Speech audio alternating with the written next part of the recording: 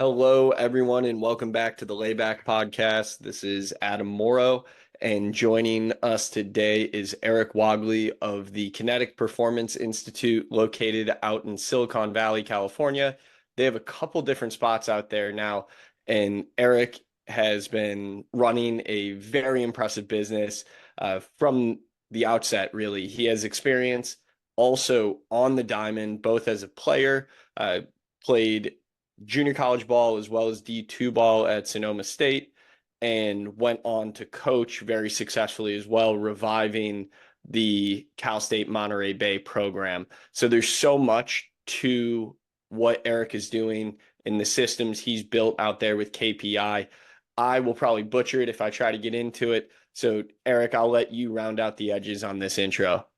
Appreciate it, Adam. Love being here. KPI is a baseball performance facility. Like I said, we have two now out in Morgan Hill, California. We're just south of San Jose, kind of the southern tip of Silicon Valley. We have a really awesome setup at our locations. One location now that we have two is the older one is youth baseball, softball. We have a physical therapy clinic. And then the new location, kind of our real pretty fancy new toy, is high school, college pro baseball. We are pretty much objectively data based, heavy use of technology. We have every bell and whistle and piece of tech you could possibly imagine.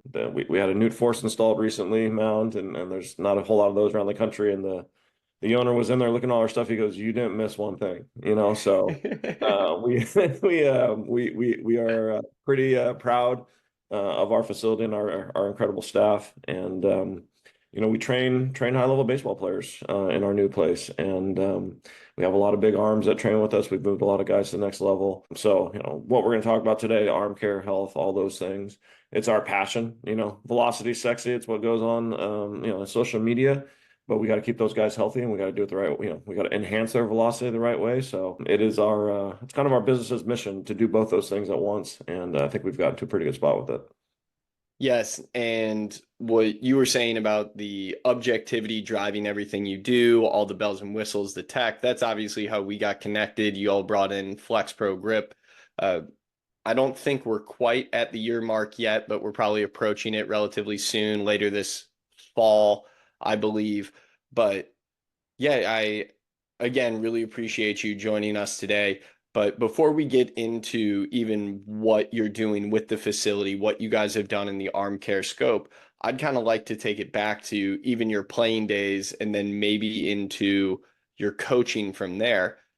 Obviously, you started in a time where objectivity was a radar gun at most. You were just relying on what a coach saw or what somebody told you. So, kind of how have you seen your own development change over time, or how has objectivity changed in what you do? Oh, for sure. I mean, as a player, yeah. I mean, it was the kids ask you all the time, "Hey, coach, how hard did you throw?" I was like, "I don't know, maybe 90." I think there was a couple radar guns out there every once in a while. So it really wasn't much of a thing. You were really beholden on a coach's opinion on your worth and your value and how you're getting better. And then through my coaching career, it's been predominantly at smaller schools and kind of working my way up through the ranks. There just wasn't the budget to invest in technology. What I did was I really tried to push the limits of training. Like, hey, I went and saw Tom House, like, right? Tom House was the first to the table with a lot of this stuff with biomechanics and using fancy things to analyze a pitcher. I used to take guys down to his San Diego lab to see what he was doing. And when Cressy came on the scene with his different training methods, and he was really good at getting on social media, promoting what he was doing, and really kind of learned a lot from that, and really just tried to find the next new thing.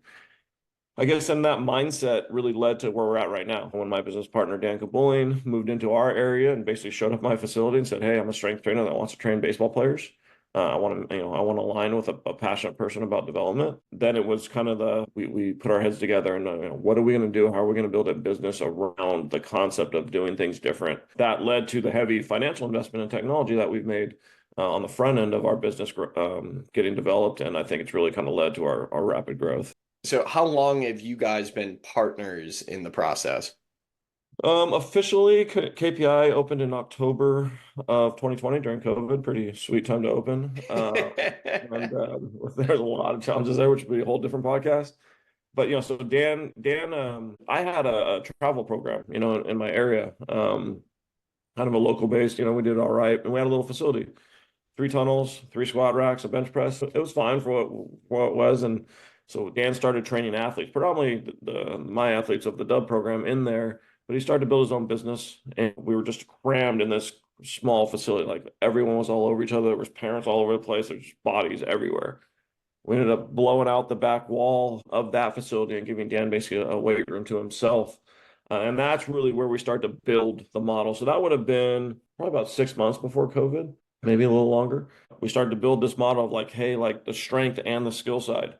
That's one thing. It isn't two separate systems. And then, but he still had his own business, and I still had my own business, even though we were kind of integrated.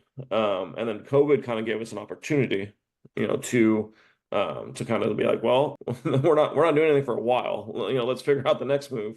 We kind of decided to drop the team's affiliation that I had, and for him to drop his business name and really kind of create a new entity with a new brand. And so we opened the doors October 15th, 2020, like I said, during COVID. So yeah, we're very young. People think we've been around a long time, and obviously we have grown incredibly fast, insanely like tough to keep up with fast. And but yeah, we built this really cool business, and now we're kind of basically just trying to stay ahead of it. Yeah, I mean, already having two facilities in, heck, you're not even at the 4 year mark yet. That's pretty crazy. I'm sure this is why you have to wear the business hat all the time too, trying to figure out how many balls you want to juggle at once. Yeah, that's actually been and continues to be really tough on me. I used to be the coach. I used to be a guy on the floor all the time, and then there was just such a rapid like, oh crap, part of it. And so basically, when we came out of COVID, it just exploded. So now I have to wear the business hat and learn all that side of things. And Dan's even there now too. You don't see me and him a ton on the floor anymore. We have to really run. He's more operations based on more business growth and marketing and stuff like that. But yeah, we're definitely trying to just keep this thing under control. Well, if you're not on the floor as much anymore, I'm sure then you've had to work to implement some sort of systems or Oh, yeah. way to coach your coaches. So, are there certain things that you run through in that process? Do you have your own sort of KPI curriculum that coaches run through? How does everything look on that side? Yeah, we have our own online learning module that you have to go through. There's different layers in our pitching and hitting and strength systems. An intern's going to come in and learn some of the 1.0s of what we do so they can handle themselves on the floor, basically run warm-ups. And then we have the ability to kind of layer that up based on their employment status. So intern, part-time, full-time, coordinator, director. We've built out progressions in our training systems. We are so incredibly lucky to have the staff we have. We hit a few home runs early. We really, really did. And so our staff, our director, our full-time staff, they're just badasses, and they love our mission and they love what we do. And they are the reason of our growth, because what it's done is it's allowed Dan and I to get out of there, let them basically be boots on the ground. And it's allowed, Dan and I to really build the business in the background, and do the things that need to be done on that side of things so we can kind of grow and flourish. So, you speak of hitting home runs. Is that on specific hires, you feel Yeah, like, or 100%. okay, So, like I said, nice. our full-time staff, like I said, we got pretty lucky. We have this new hiring process, this 3-step process that's got all these layers and all these things. None of our full-time staff went through that process. We organically got them early for a whole bunch of different reasons, and they've been awesome. Nice. And then I want to go back to, we teased it a little bit, was your on-field coaching success. And I'm curious what drove you into the private sector, because obviously you were extremely successful with what you built at Monterey Bay and at the junior college level prior to that, in high school as well, right? Didn't you coach high school? So I'm curious, was it just you wanted to try your hand at something else? Or was it really the business opportunities of just being in the private sector? Our whole, like, even like, because to talk about our business growth, you have to kind of rewind and talk about the travel program I had, and it's all happened organically. When I left Cal State Monterey Bay, I was going to get into scouting. Like that was the next move. The Nationals said like, hey, you gotta give us a little time till the league year comes around, and then we're going to hire you full time. And I said, okay, great. And so I moved back to Morgan Hill from Monterey. It's not too far away, but I moved back to my hometown. And basically, I was like, well, I have to do something. I was working out at a CrossFit gym, and this dad kind of came up to me and said, like, hey, Eric, like, I heard you do pitching. I'm like, I'm kind of getting out of coaching. I'm getting into scouting, like, thank you for your interest. But, and he's like, well, I really want to work with my son. I'm like, I don't think I'm going to get into that stuff right now. Hmm. And kind of stayed on me. He was in the same workout groups as me. And so I decided to give his kid pitching lessons. And that just kind of blossomed into running a whole lot of camps. And I would have some of my former players and guys, coaches I was affiliated come into Morgan Hill and run these camps. And those got super popular super quick. And then it was like, well, Eric, like there's a need for travel teams. There's this travel ball boom. And it's like, oh, I don't want to do that stuff. I ended up doing travel teams. And then it was like, Eric, we need to open a facility. There's no facilities down here. And it's like, well, no, that's horrible business. And it is horrible business. Not going to do that. And sure as heck, we've opened a whole bunch of facilities. So it kind of just kept going like that and moving its way up. And then, so when Dan showed up and we kind of started integrating our two worlds together, that's really where we decided that, like, hey, this is the direction to go. Because what COVID did was it killed the team side of things. Like in our area, I'm pretty sure this is a factual statement. Like our area was the strictest area in the country, Santa Clara County, with COVID restrictions. So the athletes here weren't able to compete in any sport in any way for a year and a half. Like it's crazy, right? So what happened was it just allowed us to kind of rethink what we were doing inside the facility. And like I said, we opened KPI during that time. And then I was like, well, this one is definitely 100% a better business model. And there's a dramatic need for this in our area. So if we're going to create this, what we call unicorn business, is totally different business. We can either kind of keep banging our head and try to like take on the travel ball world and do what everyone else is doing, or we have the opportunity now to really do something different and special and create a business that theoretically no one can compete with. And that was kind of the direction we went. And what then was your first move when you were trying to be different, right? You describe yourself as a unicorn, and obviously we can look at it now and see everything you have, the systems you built, whether it's scrolling through the social media and just seeing how y'all present data.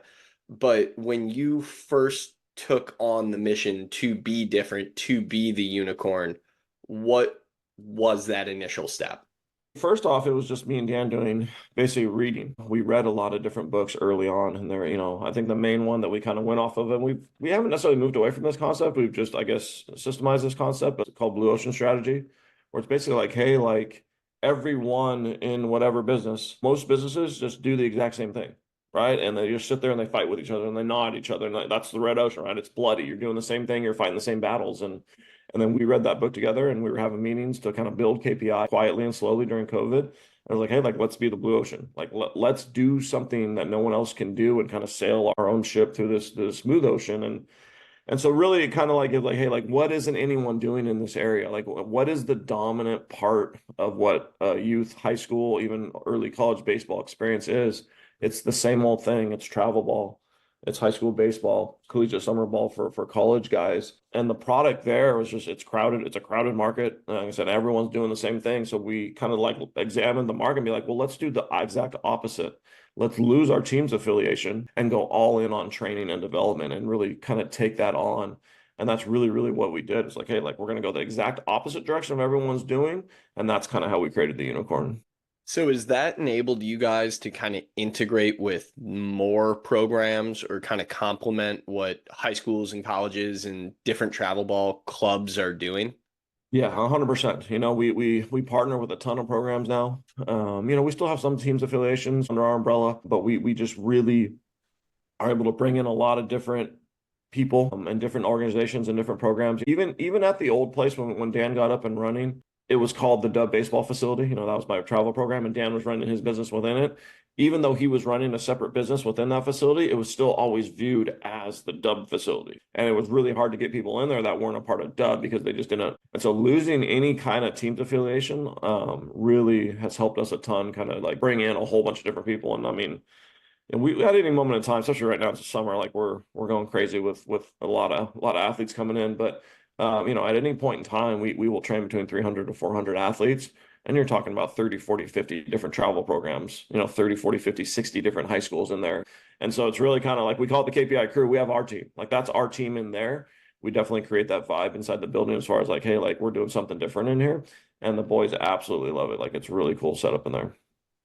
Right. I do think one of my favorite parts of seeing y'all on social media is highlighting like the game of the week in the area or showing off what these different high schools are doing.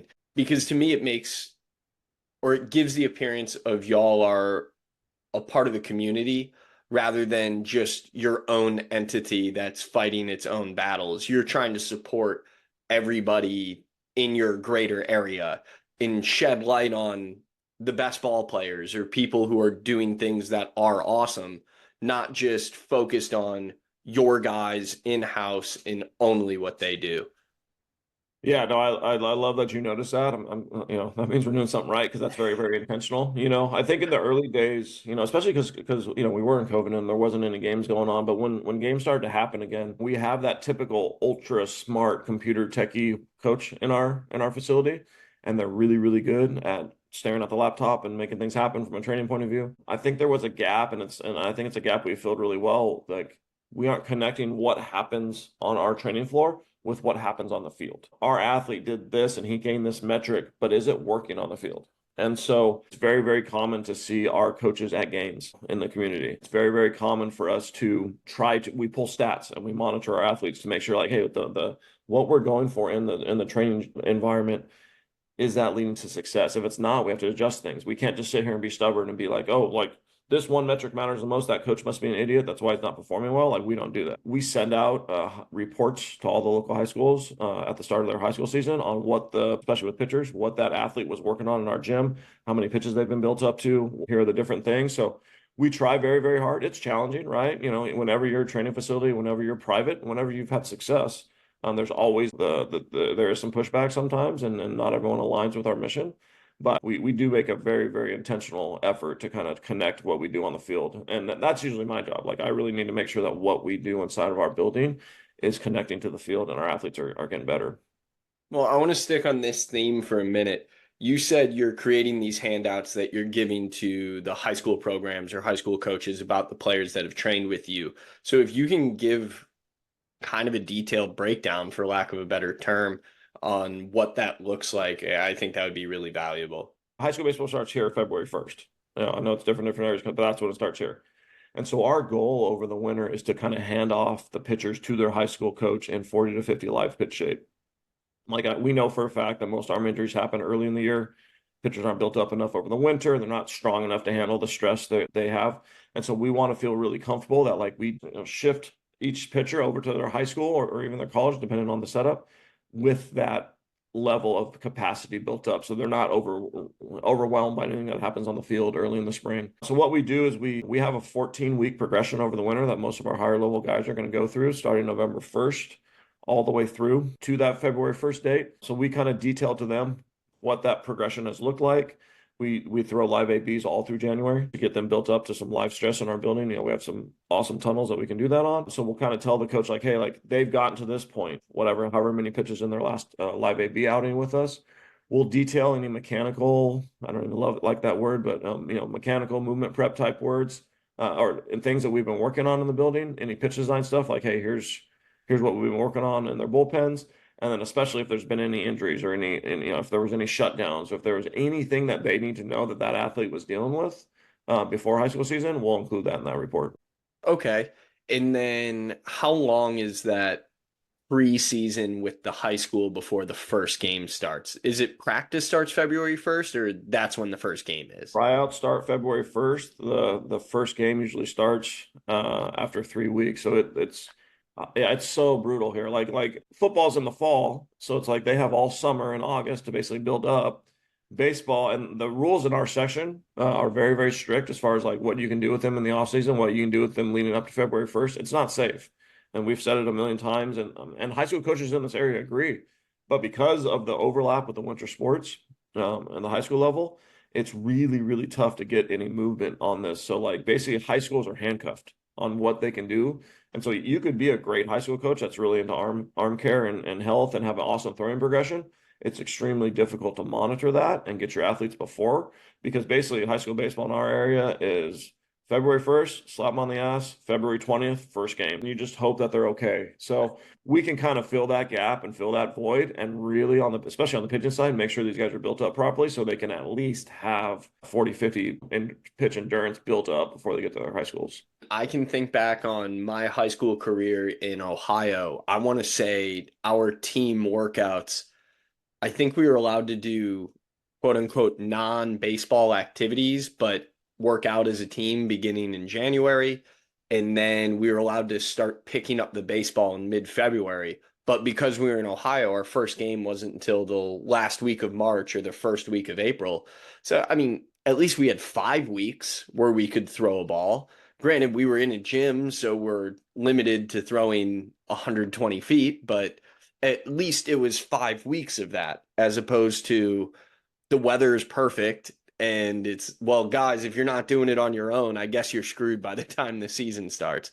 Yeah, yeah. So like we take a lot of pride in kind of, being the ones that can kind of fill that gap. And winter's our second most busy season of the year. We get a ton of guys coming in. It's like once high school football ends in mid to late November, we get an influx of guys that are just basically coming to us for that reason to really kind of train and build up for their season. Yeah, so I guess that then makes a ton of sense why you guys have the relationship you do with the community around you, whether it's the schools in your section, because it sounds like they need to trust, they meaning the coaches or the programs need to trust that their guys can go somewhere to be ready. Sure. Yeah, 100%. A lot of high school coaches probably don't think they need it, but yeah, we definitely want to, whether they like it or not, and there's plenty of high school coaches that love what we do. We want to fill that void that they just can't flat out can't fill. They just don't have the capacity, and there's a lot of rules, restrictions around it. So I'm assuming not just the education in-house, but I would have to believe that a lot of what you guys are doing is just trying to educate the area of what needs to be done. Is that fair? Yeah, it's fair. We definitely want to do that. And, we it starts with our assessment process. We've really built out our assessment process. There was in the early days, everything's always started with an assessment. Sometimes it was just a quick mobility screen and jumping on the force plates, and then we build your program basically. What we do now, and the vast majority of assessments are done by myself or Dan, my business partner, who's our director of strength. And we sit there for an hour and a half, and we talk through the family, like the normal kind of screening stuff of like performance, injury history, developmental problems, everything you would expect. But then we really sit there and present our model. Like we talk about what makes us different. We talk about our training. We talk about our coaching. We talk about the flow of our structure, which is unique. And then, because really what we want to do is educate them. Our environment is a different environment. And if you think about what most younger players do is they take lessons. Going into our building and going through a developmental program with us is the exact opposite of a lesson. You're going to come in contact with 6 to 10 coaches. You're going to be in there with 30, 40, 50 athletes at a time. And so we really, really like to sit down and present our model, present our structure, present why we believe in it, why it's different, and also tell people like, hey, this isn't for everyone. The guys that really, really think they need a lot of one-on-one attention, we're not it. And so we talk about how we don't like that model, but there still is some value there for some people. So we educate a ton on the front end now, and I think there's still even some more opportunity to do so that as well. I haven't written many blogs in a while just because of the schedule, but like we want to really kind of build out a system an on-ramping system where even once someone signs up with us, they're getting regular information on what we do and why we do it, so they can really feel comfortable on what's happening inside the building. Because especially parents, like they're not allowed in our building, so they kind of hand off the kid, and it's like, well, what happens in there? We have done, and we're going to continue to do a lot of education building on the front end for our clients. So if the parents aren't allowed in the building, I totally understand why, because you don't want the coddling. You want the athlete, no matter how old they are, to be completely bought in on what they're doing without the pressure of the outside world. I'd Yeah. assume maybe that's just my own wording of it, but I'd assume it's something along those lines. It is definitely along those lines. There's about 50 reasons we don't want parents in the building. One, and the main reason is like, and we lead with this in every assessment sit down is like, hey, this is an athlete-centered environment. All right. The athlete's the one on the field performing. They're the one that's going to make it to college. They're the ones that are going to make it to pro ball. It isn't us. It isn't the parent. It isn't anyone else but the athlete. So they are the ones that have to do this. And if the mom or dad coddling or directing them and making sure they do things properly, then yeah, that athlete's probably not going to make it. They have to eventually become empowered to do things on their own. And we try to accelerate that process in our building. And then the other big reason is just the environment. right? Like we have a lot of electricity in our environment. And it's a very fun place to be, and the kids absolutely love it. And we just don't think we could create that if there's a whole bunch of parents hanging out watching them like hawk. They feel free in our environment. They feel like they are the ones driving the car in our environment. And there's a great vibe in our place. And I don't think we could really have that with a whole bunch of old adults around. Well, that's stated perfectly. You can't be scared to be yourself in an environment when you have to push yourself to your limits or when you're being challenged by others to do so. And I even want to ride that idea kind of deeper into why we originally even hopped on this call talking about the arm care stuff. I think having that mantra or that theme of like the freedom, I feel like that is so freeing. It it's weird for me to start on the mental side of arm care or arm health or performance training, but how do you think those two merge? I guess like how you approach training from the mental side and then combine that with everything that you guys are doing objectively. Yeah, and we talk about in our assessment process about the environment and the engagement of the athlete. It's the most subjective thing because it's really hard to measure that, right? But we just know it's a thing. And I think that with that athlete-centered approach is they really, really feel like they are a part of something and they're driving this car themselves. And so it just creates more buy-in. It creates more belief. You know, if you walk into a facility and there's not aggressive music playing, and there's not high level athletes kind of really getting after it and it's kind of dull. The lesson environment, right? Like that's one of the big problems with lessons. It's boring, it's brutally boring. And so, we want to be the opposite of boring. So because we've created that vibe, like our coaches know these athletes personally. Like they talk to them about their outside stuff. They have to dap up every athlete when they walk by them. So like we do these things, and the reason why we do these things is because we want that engagement and that relationship connection to be so strong that the athlete feels valued and they really love to be there. And if they feel valued and they love to be inside the building, they're going to train way harder and they're going to come in more and they're going to have more activity when they do come in. So that's kind of the yin and the yang to this. It's like, can we create this awesome environment? So they invest more in this other side of things, the training side of things that is different with the technology and the way we do things. And so, I think we found that magic. I think we found that balance. And we tell people all the time, yes, we're known for our technology. Yes, we're known for our data-driven approach, but there's the magic in here is the environment and the athlete engagement. I mean, our normal sessions are 2.5 hours long, but athletes will be in there 3 or 4 hours. And they just love being in there. Now talking more about the objectivity, what data the athletes use to actually get better, that data-driven approach. So I walk in on day one as a college athlete. Let's say I'm in the same situation as seemingly 50% of college baseball players right now.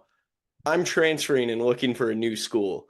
And whatever, it's because I don't think my coach believed in me. I think I deserve a better opportunity. I'm trying to get better.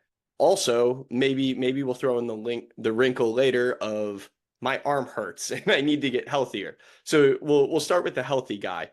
If I walk in as a pitcher this summer, I need to improve, whether it's gain a couple miles per hour, just improve pitch shapes, locate better. How does that process start with you guys? So during the assessment process, we're going to do some goal setting and we're going to get that information because, yeah, our spectrum ranges from the really skinny 120-pound incoming freshman in high school that just needs to actually lift a weight for the first time to I'm a Division I All-American that needs a little bit of a granular approach and to work on something very specific. So we map those things out in the assessment process and we create those goals. And then what our staff does is they're, especially college guys, right, where we have shorter windows with them, like what do we need to accomplish in these 2.5 months, basically, that we have them this summer. And so, some guys it is feel like, hey, like I need to tick up a little bit because to get drafted, like we get that a ton from college guys. Like, hey, like I'm 90 to 92. I know that's not going to work. I need to be mid. What can we do? And then we have programs basically based on that. For other kinds of guys, like we had a freshman All-American, he's going to go to Team USA right now, and he's going to come home for a little bit at the end of the summer. And I just talked to his coach at his college yesterday. Like we're going to be very fine-tuned with him on what he works on when he comes back to the building. Like he just had a monster year. And it's probably just going to be a little bit of a reintroduction of what he used to do, plus a couple granular things that the coach wants him working on. So We clearly define that from the start, and then we have our different paths with our training that we go down with them based on that. So it could be a pitch design guy, it could be an arm care guy. Like, hey, I was really banged up and I don't feel good, and what can I do to get bigger and stronger and to feel better? So it really runs the spectrum, but we have basically the system to provide with whatever they need. Yeah. So now that arm care guy, I come in, maybe I didn't blow out, but I was up and down all year, constantly concerned if I could throw. Forearm was bothering me. Maybe even didn't miss a start, but I was constantly missing throwing during the week, just putting myself at greater risk. So how does that then play out for an injured individual? For an injured individual, we basically have an arm care progression built by our physical therapist and Dan, our strength coach. And so basically what that is we do our initial screen on them, mobility levels. We look at the force plates. We do use arm care sensors to measure their, range of motion and strength levels of the arm. And then at that point in time, we're going to evaluate, is it an acute injury? Is it a chronic injury? How long has it been bugging them? And then we have these different layers in our arm care systems that'll kind of that we push them into. And then we have, we basically at that point in time, we pull them out. We call it RTT, return to training. Dan monitors that. And then we have different, like they answer questions every week as they go through our programming so we can really evaluate if they're making progress or not. If it needs to rise a level of medical, we have the physical therapist in our building that can kind of really evaluate where they're at. So that's kind of what it looks like. It's pretty nuanced. We have heavily invested in our health and wellness the past year and a half. And I think we're at a spot now where, yeah, when college pitcher comes into us for the summer and says, hey, I've been banged up, I need this. And, I've had an inner elbow injury. Here is our inner elbow approach. There's 2 weeks isometrics and then the eccentric stuff, and then it kind of works its way up. Obviously flexible grip is a part of that, and we're able to kind of give that to our higher level guys. So we have really, really detailed systems built out to kind of tackle any issue that an athlete might have. And then, of course, you can monitor it during their return process because I know you guys have ball flight tracking. You can see are the metrics carrying over. One thing that I had a conversation on here with Taylor Black, a physical therapist down in LA. He used to be with the Padres. That's where we were connected.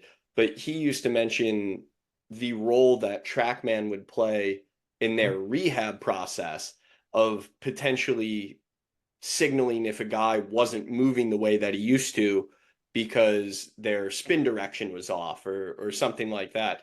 Is that stuff that you guys are tracking or monitoring as well? We're definitely tracking it. I would say with the new force mount now, like we can track force at every part of the motion. We've only had it since April, so I think over time we'll get to the point to where, like, yeah, if we had a guy early, he got banged up or even he blew out, and then he comes back now and he's doing our RTT stuff, we can objectify like how that player actually produces force and moves down the mound. Is he recreating that in the rehab process now? So, Justin, our pitching director, has done an incredible job of building out our return to throwing, like in on social media, the baseball, the training guys kind of go after this, but like the return to throw model right now in baseball, the template that's used, it's beyond awful. Like it is embarrassingly bad. And we have incredible surgeons in the Bay Area. Like we have two of the best in the world.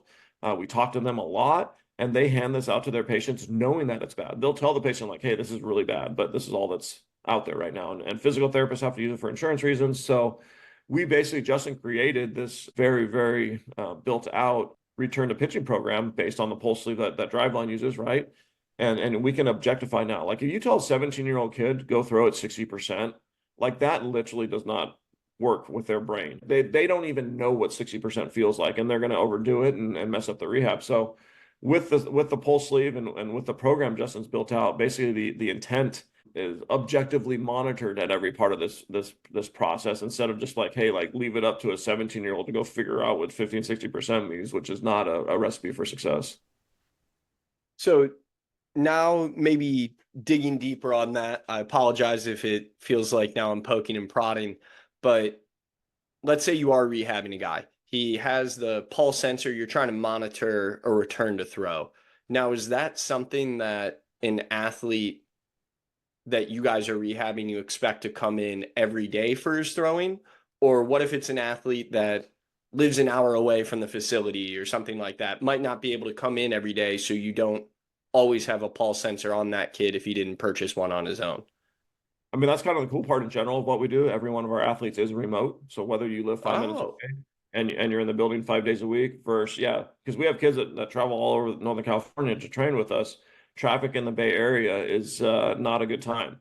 So like we understand that. And that was one of the early challenges of our business was that like, hey, like it's hard to get guys here sometimes. And so we basically built out remote training. And so every single one of our athletes has remote training. So if they are going through the return to pitching program, the driveline dashboard's awesome as far as the ability to kind of monitor them when we're not there. Justin does a great job of on-ramping athletes and their family, like, hey, here's how you use this on your own, not only when you're with us. And so we provide them the template of how to do it when they're not with us, because we know that sometimes like, an athlete can't be with us.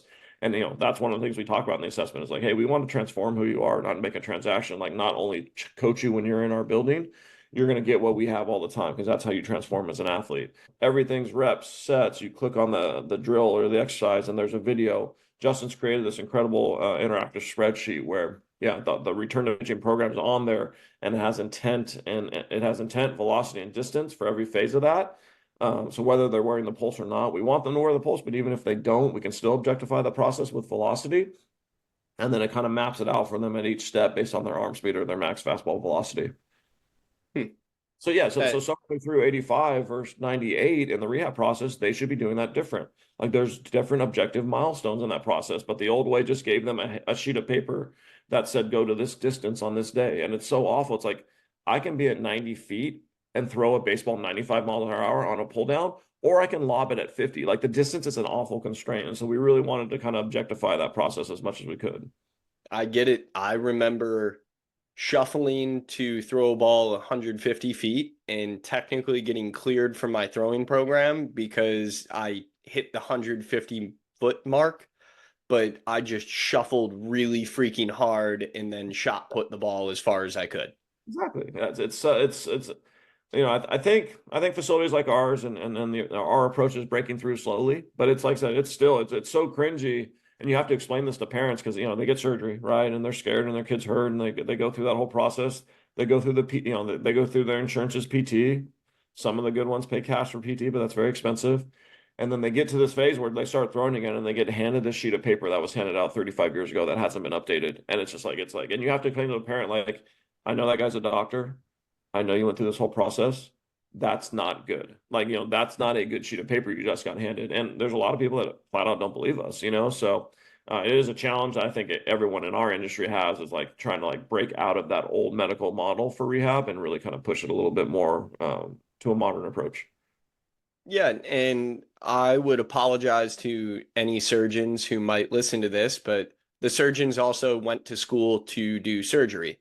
They Mhm. didn't necessarily go to school to rehab a guy or slowly expose him to greater workload over time to build up to a stimulus to eventually throw a baseball 90 plus miles an hour.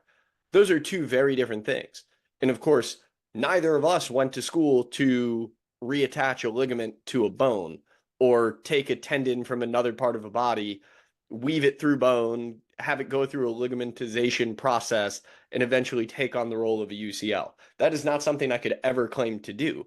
But both of those tasks are very specific and require a great deal of knowledge. So being able to execute both of those perfectly is really asking a tall task of an individual. No, 100%. You're 100% right. Like I said, we have two surgeons in our area that are the dominant, baseball surgeons. One's with the Giants, one was with the A's in Stanford. They are incredible. Like they are world-class doctors, it's orthopedic surgeons, and we feel so good when if they do have to do surgery on some of our guys, and then they go to the physical therapy route, right? And again, like we aren't physical therapists, like that's not what we're good at. But as soon as they start throwing that baseball, we're world-class at that. Like that's our jam, and like that's what we can do. And so it's helped a ton with our physical therapist, Dr. Mike Swenton. Dr. Mike now can really kind of like if people do go through that surgery rehab with him and then he hands it off to us, we have a whole kind of transition phase, plan in place for him to hand it off to us. We even have a package that they do both for a while. And that's really to kind of make people comfortable. But yeah, as soon as they start throwing that baseball, like that is what we can be the best in the world at. we're not the best in the world of attaching the ligament. We're not the best in the world at like creating global strength through a movement pattern like a physical therapist can. But yeah, that's where we kind of take over. I was kind of hoping you would allude to who those surgeons were. I'm glad you also mentioned the A's/Stanford doc because we do a lot of work with Dr. Freehill. So we know him well with Flex Pro Grip, and thankfully he had a pretty solid baseball career himself. So He's a he at unicorn. least To play in the big leagues and be an orthopedic surgeon, like that's like you can't really, yeah. so he gets it, right? He understands what pitching is. He understands the demands of it, which is awesome because then he can actually speak the language. I'm not saying this to take anything away from the Giants doc. I just don't know him. I know Dr. He's Freehill, awesome. Yeah. but Dr. Freehill, one of the awesome interactions I've had with him in these return to throw programs is him trusting people like yourself or trusting another guy we do some work with down at the Albuquerque Baseball Academy, Tim Campos, and he's willing to take a step back and say, "Look, I did my surgery. I definitely think you guys can handle a return to throw program better than I can. I can give you a sheet of paper, but test on whatever devices you have. Use Flex Pro Grip. I'm a fan of it. Use Arm Care. Use Driveline Pulse. Use uh, the Kinetic Sleeve down at Kinetic Pro. Anything. Just monitor workload. Increase the strength of the flexor muscles of the forearm, and create the most objective approach possible to return. Because I did my job. Now it's on you. I Yep. love that he does that. Yeah. No, I was talking to him a few weeks ago. We're working on a couple guys that he had, and but both non-surgical actually. He did PRP and rehab for both, but his plan was actually more aggressive than mine, and he's known for being fairly conservative. And I wanted to be more conservative, and I kind of gave him a couple inputs on what he had provided the athlete. He was like, "Yeah, go for it." He was super cool about it. So yeah, it's nice to be able to get on the phone with a surgeon and be able to talk through a situation and then be like, "Yeah, go for it." This might paint the picture to any of the listeners out there just on who Dr. Freehill is, and hopefully we get him on here at some time. But I was supposed to go out and see him in Palo Alto and ended up not working for me to go out. But my business partner, who also happens to be my father, Daryl, went out to see Dr. Freehill. Uh, probably, I'm jumping ahead on the story a little bit, but probably a couple hours into Daryl being out in Palo Alto with Dr. Freehill, and they're at dinner. They already had some meetings. They're just at some burger joint on campus. And Dr. Freehill says, "Hey Daryl, by the way, how do you and Adam know each other?" It just doesn't put together that we're a father-son team, anything like that. But even the fact that this guy is a surgeon, Daryl's meeting him out at a burger joint on campus. He's just wearing a t-shirt and jeans. Like I know this is kind of derailing our conversation, but I just love knowing that an orthopedic surgeon, one of the best in the world, also is comfortable wearing t-shirt and jeans, going to get a burger and just talk shop. That to me gives me all the confidence in the world that this guy has a sense of humility and he understands that this is a team effort and everything that's going to happen. 100%. Yep. No, I mean, in our area, like we train so many athletes, and it's like he was just like, hey, like we need to work together to keep these guys healthy. He gets it for sure. Yeah. Yeah, I'm glad you guys have that kind of network. It's weird to think. I mean, obviously California is massive, but then you look at the Bay Area and it's just this tiny little spot with so many massive cities and so many people in this tiny little area. Yeah, we're not too far away from each other geographically, but it's rush hour. We're very far away from each other. Fair enough. And then maybe a fun thing to get into here. I'm curious what projects you guys might have coming down the line that you'd be willing to share, whether it is on the arm care, arm health side, or just in general at KPI. Really, our big focus right now is connecting the dots. Like we have this technology. Like now that we have the nude force mount, like I don't even know where we would go. Maybe a biomechanics lab, but we're not too into that. We're more about force production, so that's why we went the nude force route. But like I think just connecting the areas, right? Like objectifying the mechanics of a pitcher. Taking a guy that comes like your example you gave out, a college guy that shows up to us that it was banged up pretty good. like putting him on that mound, connecting it with a system of arm strengthening, and connecting it with a system of using Flex Pro Grip, connecting it with medicine ball drills that we can know work to fix his leaks in his force production. We've already done a really good job. Like that's our jam, really, is connecting the strength side of things with the skill side of things. Now it's that next step of taking like really granular tools like Newt Force and Flex Pro Grip and creating a really badass progressive system that can kind of really just like, we have these different paths that athletes can take, and they can really go through this training and get something super high level. Yeah, I'm going to try to simplify one of the things you said, and I'm going to bang for it for a minute. I love that.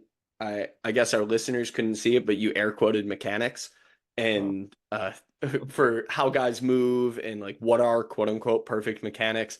But you guys try to approach things from the force production route.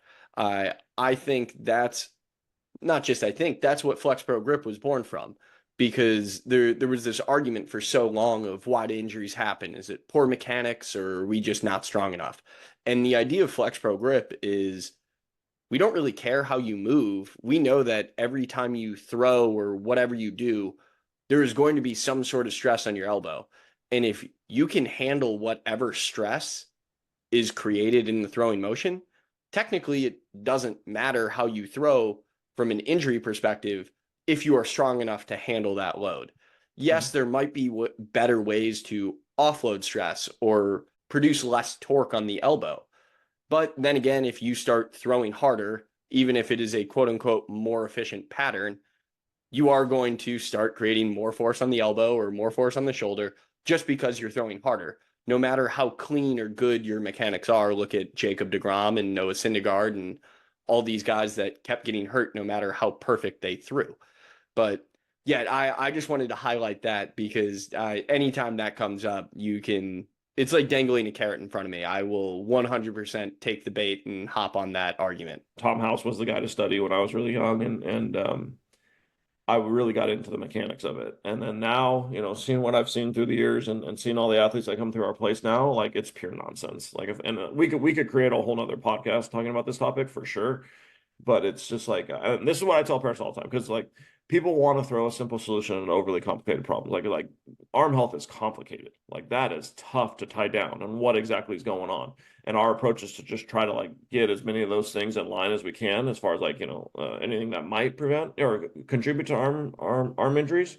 Really, what we do though is we want to combine all those things. Okay, you looking at a mechanic and thinking that's why you get hurt, like there's never been a study that's shown that one mechanical set has caused an injury. And I'll tell a parent or an athlete when they think like, hey, I need to improve my mechanics.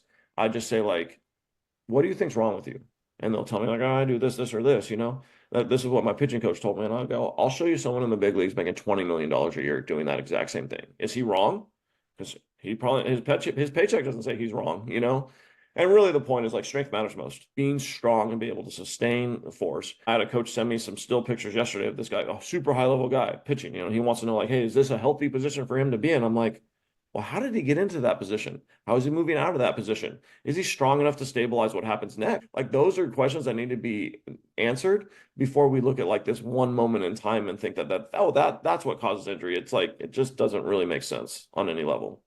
Right. You can look at Garrett Cole if you are a hip shoulder separation guy and be like, oh my God, Garrett Cole could throw 108 miles per hour if he landed with his hips open at front foot strike and kept his shoulders in the position they are.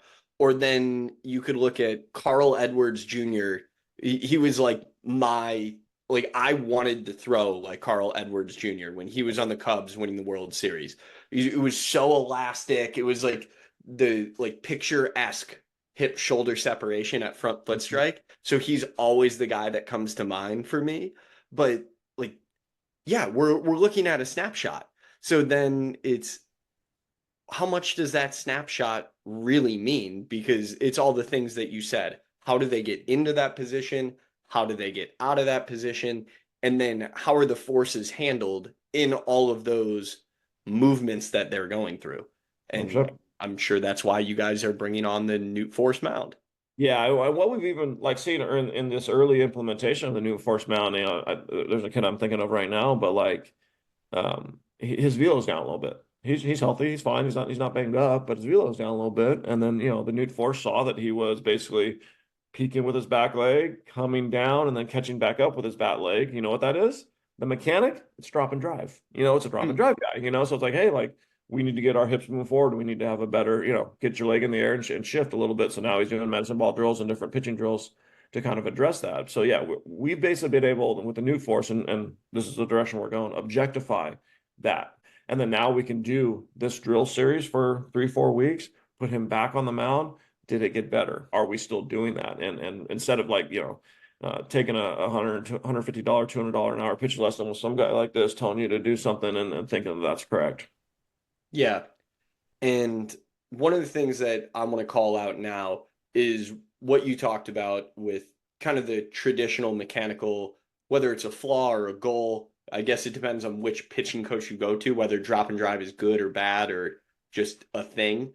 But one of the things that I think is evident is you guys are using data to make better decisions. You're not necessarily using data for the entire decision. It's like data and your observation goes together to create a robust plan for an individual. It's not like more is always better, or I don't even know if there's a point in trying to say that another way. No, But yeah, it's individual movements matter. And there's a reason that, calling back to a Casey Mulholland podcast, there's a reason that Chris Sale stepping across his body, throwing sidearm, puts him in the show as one of the most dominant lefties to ever pitch. Yes, he's gotten hurt. Yeah, are you going to tell me that if he threw differently, he might not have gotten hurt? Maybe so, but he also might not be a multi millionaire pitching for all these years in the show. no, 100%. Like it's always a good conversation in the assessment process. And now with the new athlete in the family, and I know the guy's pretty good.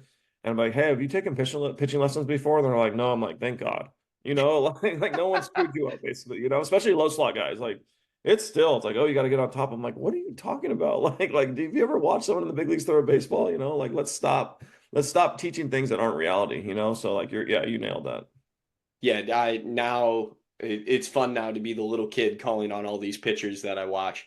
But I think about when I was young, getting told that my natural sidearm slot was wrong and I was going to get hurt, and getting told every pitcher throws over the top in the big leagues aside from like matchup relievers, like of course Bung Young Kim and all those guys that you can call back on. But now it's more evident than ever. Like heck, Max Scherzer throws sidearm. Yeah. It doesn't get marketed that way, but Oh, he yeah. throws sidearm. There's Pedro way more Martinez guys that throw from those slots than you would ever think. I don't know. It was like being left-handed at a Catholic school in the 60s. It just wasn't allowed. Yeah. I was a really young coach, doing a local coaches clinic for like coaches, and and I was presenting this very topic, like, let kids throw out their natural arm slot, don't coach them into their arm slot. And this guy was being really aggressive and really rude. And he was like, it's impossible. You have to lead with the elbow if you throw sidearm, and that puts stress on the elbow. And I was like, stand up, please, sir. So he stood up. I was like, I want you to go through a perfect overhand throwing motion in slow motion, and I'll just stop when I tell you to stop. So he gets up and he's all tough, and he kind of gets and he starts going through his throwing motion, and he gets right here, and I go, stop. I go, do you know it's literally impossible to throw a baseball without leading with your elbow? And so he got flushed out red. I was like, and my point was, and I said it to the group there, I was like, hey, like let's lose some of these preconceived notions we have about what this is supposed to be, and let's live in reality. Like let's live in what actually happens. Yes, Max Scherzer throws sidearm, Pedro Martinez throws sidearm, Chris Sale throws sidearm. And that's okay. When infielders slow the ball across the diamond in the big leagues, most of them are throwing sidearm. Like so. Yeah, for sure. It doesn't put more stress on your elbow. It doesn't do any of those things. It's a natural throwing motion for some guys. Hey, guess what? Other guys throw overhand, and that's okay too. Like it's all okay. Let them do their natural movement patterns. Let athletes be athletes. 100%. Yeah, and now tying it back in, I'm sure that's why you guys go through the robust intake process to build individualized plans. 100%, 100%. Yeah. Like, the way a pitcher lifts his leg and lands, like you talked about earlier, a guy landing cross, like that has a lot to do with his hip anatomy, and then that we want to measure that process. And that's why in our assessment process, we type these notes. And I always have to tell people, like, hey, I'm not emailing people right now. I'm actually like typing notes. So, like, when you get to that bullpen early on in your days at KPI, our pitching coaches are going to know how you're anatomically wired, how your force production is on the force plates. And they're going to have this information that's going to help them coach you in this bullpen because they know these things. What we see a lot, and it's one of our new battles, is guys that are heavily externally dominant, that front foot coming down and go into landing, they start to open up that front foot. Basically, they're trying to get to their end range of motion and create tension, which is a good thing. We want that. And so a lot of these coaches, I had a really high level coach the other day tell me that was wrong. And I was like, actually, here's why it's right for this guy is because that's how his hips want. He's trying to reach his end range of motion. But again, like we have this mechanical set that we think is correct, and then the new force mount is helping us do it, right? Like, having these objective tools can like say like, hey, like he opens up that front foot and he lands, but look how that energy gets returned to him. He actually did a really good job right there, with that movement. So it's not over coaching an athlete. It's letting an athlete be an athlete. It's knowing how he's wired inside and then coaching that. Yeah, hand up. I made that mistake as a coach when I Sure. was in my younger years because to me, why would you ever want your foot open? And to me, I didn't understand people's hips are built differently. Their feet have different natural orientations. And of course, I can only think of what felt comfortable to me and then what I would see the top 10 pitchers in baseball do. So it was just naturally what I coached into. And I think this goes back to one, it's why collecting data is so dang important. And two, people are going to be wrong, so just admit it. It's okay. It's all part of the learning process. 100%. Yeah, you nailed it. I know we're kind of nearing the end here, so I do want to ask you some fun questions, and I'm going to put you back. I don't know, maybe it's putting you forward. Do you think you'll ever return to the field and coach on a diamond again, or are you a facility guy or a computer guy from here on out? I actually did this spring. A very prominent high school in the Bay Area, approached me about coaching, and I was enticed to do so. And there was a lot of reasons why. One, I miss it a ton, and it was a fun spring. But also, like, we've never really fully implemented our systems on the field. Like, we have colleges that use our arm care program. We have a couple of colleges that'll dabble in our hitting stuff. We have a decent amount of guys that follow our strength program. But we've never done like, hey, here is KPI systems on the field working. And so that was and this school has resources and a facility to do that. So, so I did return to the field this spring, and there, I got the job late, so there wasn't a massive amount of time. We basically did 1.0 of our hitting and some other stuff. But yeah, that's kind of the next step is for us to fully implement this system on the field, and really kind of see how it goes. Now, were So, you a head coach or were you like director of performance? no, head coach, which at the high school levels, the director of every single thing. So, yeah, it's been fun. It was challenging. It was challenging for sure, the schedule. But once I got the schedule under control, it was a good time, and we're pretty excited to kind of, again, like take what we do and put it in on a field and see how it works. How different were the headaches there than in the facility? Wasn't that bad. It's a cool school. The headaches were more internal for me, just managing my schedule and all those things. But the actual once I got there every day, it's a pretty cool setup. Like, I don't have to do much, but coach baseball, they do everything else. And how far did y'all make it? We came in, it's the best league in Northern California. And, it's a really, really, really, really competitive high school league. We came in second place in the league. We made the top 8 of the playoffs, which we call the Division 1 here. We were young though, like it's going to take a little time. So we're future's bright. So this is something that you'll stick with and continue with, or at least that's the plan.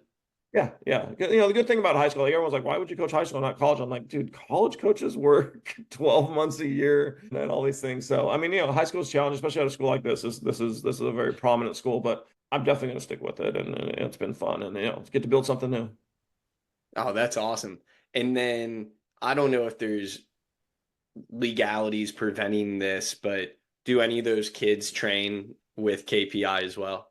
A whole bunch, yeah, a whole bunch. And that was one of the connections. Like, I knew a whole bunch of the kids from training with us, and so yeah, There's no legality there. In the off season, they're allowed to train where they want to train. They're a client or an athlete just like anyone else. They don't, and I'm on the floor so little now. It's actually great for me to be like, yeah, I know you're going to get well taken care of, and I don't have to do it per se if you go into the building. True. And then now, again, putting you on the spot with maybe a fun future question, because I guess that one was easy enough since you already started coaching on the field again. What what would be your next couple like dream items or ideal growth of the facility? Like what would you love to take on if you could, whether it's unlimited budget or unlimited green space, anything like that? That's a good question. And we're kind of evaluating that. We have been, before opening this new building, we were trying to build basically a baseball complex in our city, Morgan Hill. The city of Morgan Hill had a piece of land. We had some funding. We're trying to basically build what Cressy has in Florida, which is basically training facility building, walk out the door, there's a baseball field. So I think that's the pipe dream. We weren't able to kind of come to terms with the city, and that's why we kind of pivoted towards the new building. But so like, yeah, we're trying to monitor that. Like, what is our next move as a business? What is our next big thing? Is it a franchise type situation? Is it an opening? Like, the Bay Area is tough to drive around. We have a ton of athletes up on the peninsula, so towards San Francisco. We have a massive amount of athletes in the East Bay towards Concord and stuff like that. So like, can we open there and can we go do that? Real estate prices in the Bay Area are intense to say the least. So that's a factor. Or do we just kind of hunker down with where we are and run our little two facilities? It's two facilities, but we're 100 yards apart. So it's not, it's not like we're opening in a different location. So we're trying to evaluate that. As far as like the next big tech purchase or something like that, like really the only place we could go would be like full biomechanics lab. Like there's nothing else out there. I don't know if we go that direction. Maybe like, I think right now we're kind of focused on the new force mount and then basically being a unicorn in the arm care world, and not just being velocities, slappers. There are some velocity slaps that happen in the building, but we've kind of pivoted and saw like where's the gap in the market. Basically, it's like, hey, like no one's doing both sides of this. No one's doing true arm care plus the high performance training. So that's kind of the gap we're trying to fill in the industry right now. Awesome. Well, I appreciate it, Eric. Any last words you want to leave anyone with? Are you good on this? No, I'm good. I mean, thanks for having me on. I will come on anytime. Love talking about arm care and pitching and athlete development. Like that's our thing. We love our pieces of technology like Flex Pro, and that we can really kind of like continue to like learn, master, improve. Like that's our process. We learn it, we master it, we improve it. So we're passionate about these things, and we're passionate about arm care. And we're passionate about using technology to kind of guide that process. And how can any listeners get in touch with you if they either want to train with KPI, learn more about what y'all have going on, anything like that?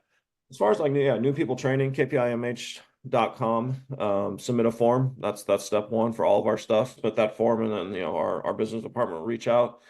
As far as getting in touch with me personally, emails Erik, ERIK at kpimh.com.